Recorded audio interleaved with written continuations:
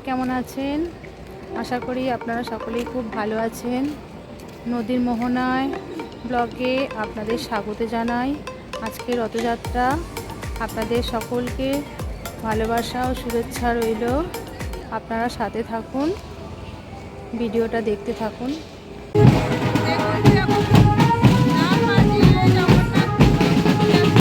গাছ কেনাকাটা, নানা রকমের ফুল গাছ, নানান রকমের ফল গাছ সবই আছে।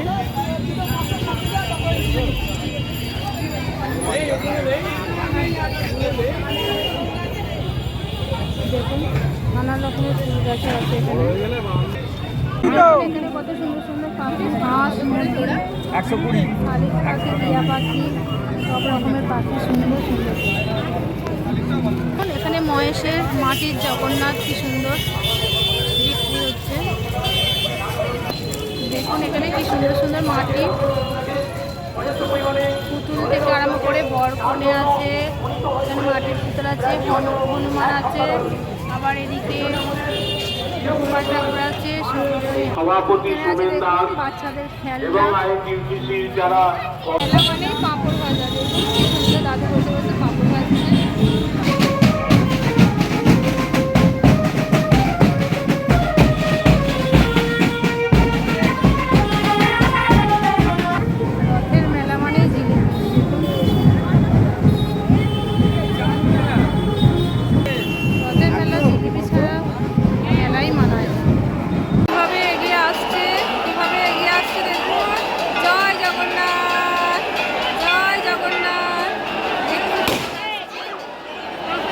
কাছ থেকে কখনোই কোনোদিন এই মহেশের রথকে আমি দেখিনি। আমি এই প্রথমবার এই মহেশের রথ শ্রীরামপুর হুগলি জেলায় অন্তর্গত এখানে এসেছি।